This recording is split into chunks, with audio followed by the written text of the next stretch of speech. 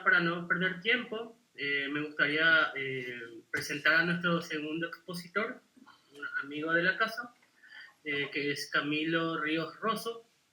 Camilo es sociólogo por la Universidad Nacional de Colombia y magíster en Sociología de la Cultura por la UNSAM, con estudios de doctorado en Ciencias Sociales por la Universidad de Buenos Aires. Camilo es investigador independiente, radicado en Berlín, Alemania, es coordinador del Grupete Lector. Sus temas de investigación son las sociedades de control, procesos de subjetivación, estética de la existencia y filosofía de la técnica y tecnología. Camilo, un gusto volver a verte y un placer tenerte en nuestra mesa. Te cedo la palabra. Muchas gracias. Ahora me doy cuenta que esas 3 líneas de autopresentación fueron demasiado ostentosas, sobre todo con la gente que está en la mesa. Me adjudiqué títulos que no me merezco, pero bueno, acá estamos. Eh, Primero, porque somos gente formal, vamos a agradecer, por supuesto, a Raúl por la invitación, a Jorge, que siempre hizo la segunda, a Juan Manuel Spinelli por el proyecto Siamés que viene aquí pedaleándose detrás de todo esto, a los colegas de la mesa, Ernesto, Dusan, Darío, sobre todo ver a Darío otra vez, santo de mi devoción desde hace muchos años, y a los y las 20 espectadores en el vivo de Facebook también. Mi presentación se titula Guattari como precursor olvidado para pensar la sociedad de control, intensificación técnico-tecnológica y procesos de subjetivación. Es más título que contenido, así que no se hagan muchas ilusiones. Un par de comentarios preliminares. Acerca de la sociedad de control, sabemos que es un término que se le adjudica a Deleuze, sobre todo. Deleuze toma de Burroughs, y aunque Deleuze apenas si menciona sociedad de control, tiene apenas 4 menciones, una en el 78 en la conferencia esta del acto de creación, luego en el 86 en el segundo tomo de las clases sobre Foucault, y luego 2 en el 90, una entrevista con Tony Negri, Control y Devenir, y en el postscriptum sobre la sociedad de control. 4 menciones, solo una es un texto dedicado al tema, así que es un tema relativamente menor, pero no por ello menos prolífico ni interesante en términos no cuantitativos. A mí me va a interesar acá la noción de sociedad de control, primero como excusa porque es un término muy farandulero, uno dice sociedad de control y entonces la gente empieza a mirar y a ver qué es lo que uno tiene para decir, y entonces eso sirve, si no, no me hubiera invitado Raúl.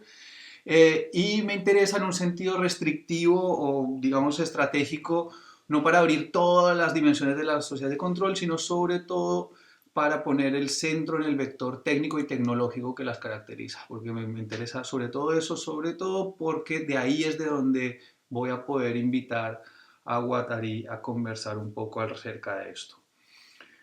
Lo que me interesa entonces no es decir o pensar qué hubiese dicho Guattari si le hubiera tocado ser autor de las sociedades de control, sino más bien, dado que ya existe un corpus de sociedades de control, cuáles son las interlocuciones posibles que desde el corpus guattariano pueden hacerse a este corpus de la sociedad de control y qué efectos tienen estas interlocuciones. En la postdata de la sociedad de control, mi texto de 1990 dice Deleuze: Félix imaginaba una ciudad en la que cada uno podía salir de su departamento, su calle, su barrio, gracias a su tarjeta electrónica individual que abría tal o cual barrera, pero también la tarjeta podía no ser aceptada tal día o entre determinadas horas. Lo que importa no es la barrera, sino el ordenador que señala la posición de cada uno, lícita o ilícita, y opera una modulación universal. Confesión de Deleuze entonces fue inspirado por Guattari para pensar algunos rasgos o algunas imágenes de las sociedades de control. Entonces, ¿por qué Guattari no habla de la sociedad de control? Pues porque el tono de Guattari es mucho más descriptivo, más experimental, menos apodíptico que el de Deleuze en este tipo de temas. Guattari se interesa por aquello que sucede, por los efectos que lo que sucede tiene, y así como por lo que eso que sucede y sus efectos significan para los procesos de subjetivación. A Deleuze, aunque no le es lo más propio, le interesa más bien señalar, dar cuenta, diagnosticar, categorizar, identificar elementos y problemas, mientras que a Guattari le va a interesar mucho más seguir los desplazamientos. Ahora, un poco en el tono de Ernesto, esto es un work in progress, muy in progress, porque va para el proyecto de Spinelli que nos quedan unos meses. Así que lo que voy a intentar aquí simplemente es traer un par de citas y un par de comentarios para introducir lo que estoy desarrollando y que será presentado pues, en ese proyecto posterior. Las citas van a estar agrupadas en tres grupos. Uno es lo que dice o lo que Guattari piensa acerca de la máquina, las máquinas. Lo segundo es lo que Guattari podría decir de las sociedades de control, y lo tercero es lo que Guattari dice respecto de la pregunta leninista, que es ¿qué hacer?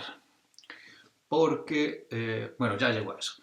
Primero, Guattari y las máquinas. Ya en una entrevista con Boutel en el 85, dice Guattari: a mí las máquinas no me dan miedo mientras ensanchen la percepción y multipliquen los comportamientos humanos. Lo que me inquieta es cuando se intenta devolverlas al nivel de la estupidez humana. Esto puede ser una cita que podría fácilmente utilizar Sandrone en una de esas columnas dominicales. En la misma entrevista en el 85, dice Guattari: estas son las últimas generaciones de embrutecimiento televisivo. Vendrá toda una reapropiación de la imagen, del dato maquínico. Todo esto tal vez va a hacerse mucho más rápido de lo que se cree. Ahora nos damos cuenta de lo que esto significa para los niños. Codificar todo lo que ellos leen, todo lo que ellos piensan, tener acceso a los bancos de datos, componer su programa entrando en bancos inteligentes, entrando en intercomunicación sobre un plano internacional en un nuevo tipo de sociabilidad. Hay todo un horizonte informático prodigioso que está allá, pero permanecemos en una situación arqueológica con equipamientos que no están adaptados a la mutación, a las virtualidades de esta situación. 85, ni siquiera existía Internet.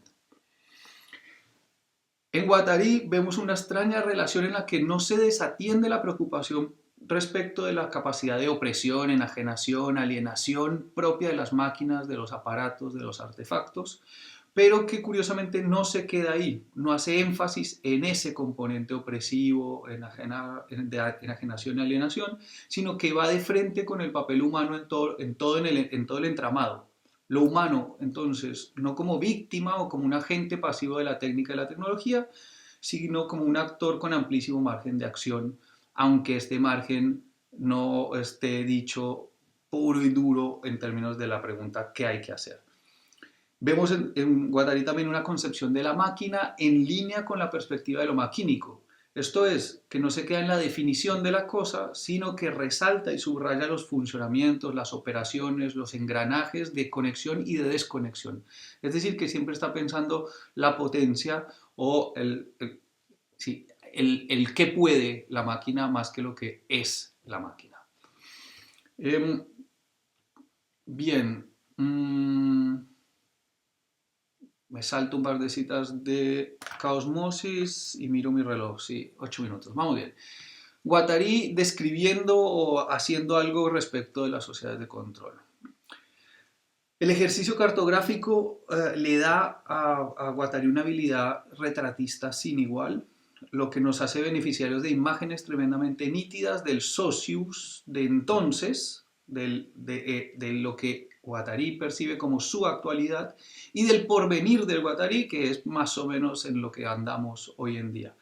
Texto del 1990, titulado Subjetividades para lo mejor y para lo peor. Guattari dice: las máquinas tecnológicas de información y de comunicación operan en el corazón de la subjetividad humana, no solo al interior de sus memorias, de su inteligencia, sino también de su sensibilidad, de sus afectos, de sus fantasmas inconscientes.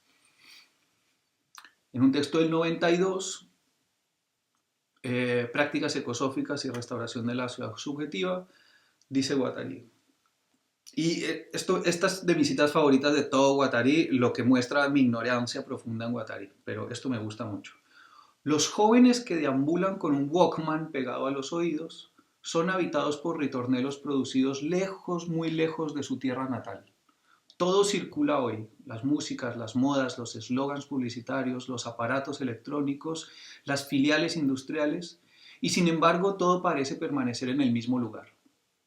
La subjetividad se encuentra de este modo amenazada de petrificación. Pierde el gusto de la diferencia, de lo imprevisto, del acontecimiento singular. Cambiamos Walkman por iPhone y vamos por cualquier avenida de cualquier ciudad contemporánea en esta cita. Digo, me interesa en Guattari la habilidad que tiene para ofrecernos imágenes casi sociológicas, casi etnológicas de la sociedad de control. Una cita que viene un poquito más larga.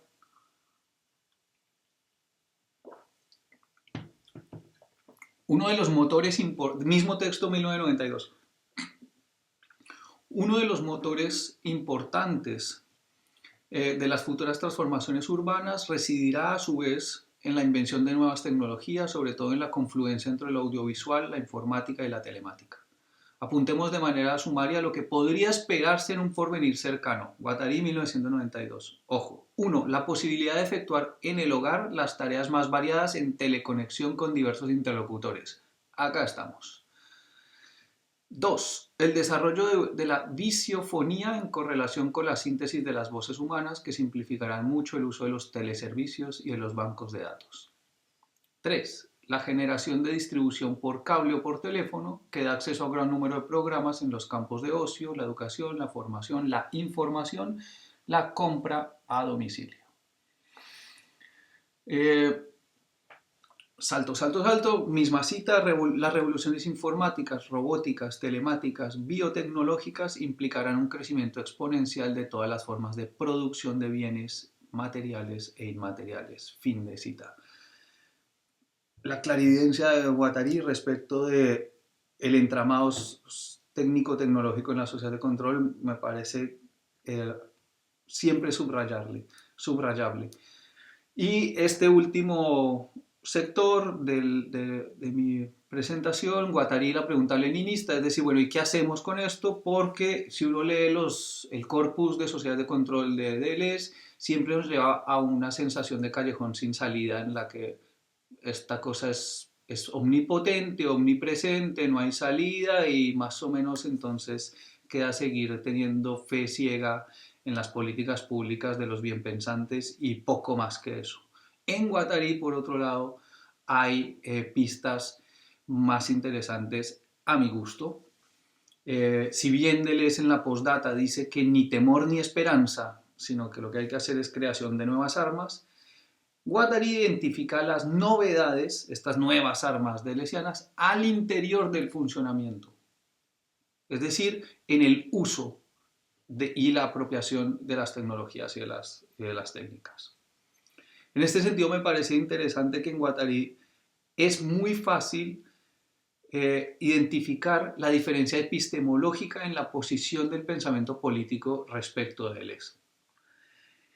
En el corpus de Deleuze parece que se trata de la desubjetivación, ¿no? Esta guerra permanente con el sujeto, las estabilizaciones, lo estratificado, etcétera, etcétera.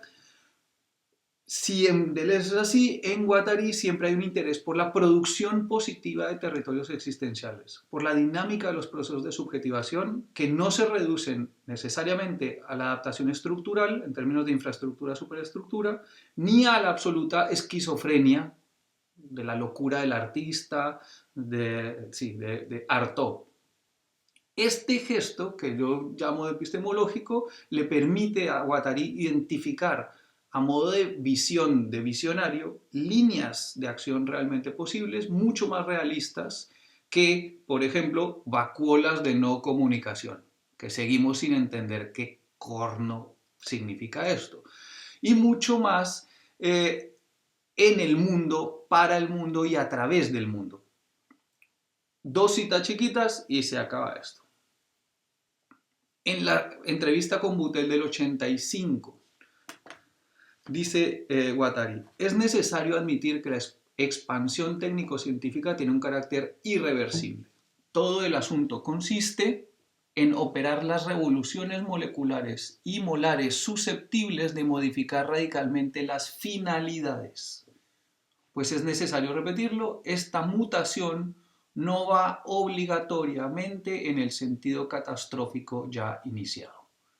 El carácter cada vez más artificial de los procesos de producción subjetiva podrán muy bien estar asociados a nuevas formas de sociabilidad y de creación.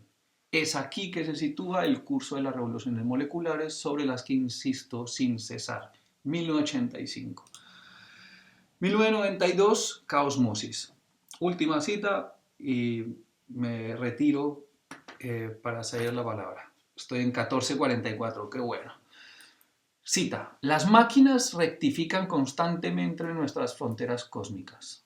Por esta razón deben tomar un lugar eminente en el seno de las conformaciones de subjetivación, llamados a su vez a relevar a nuestras viejas máquinas sociales, incapaces de seguir la eflorescencia de las revoluciones maquínicas que hacen estallar nuestro tiempo por todas partes.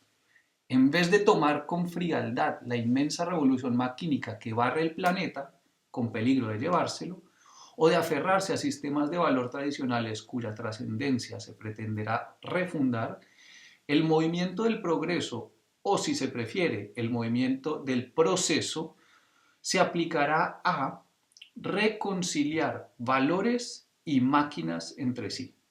Los valores son inmanentes a las máquinas. Todos los sistemas de valor se instauran en esta interfaz maquínica entre lo actual necesario y lo virtual posibilista. Fin de cita, 1992.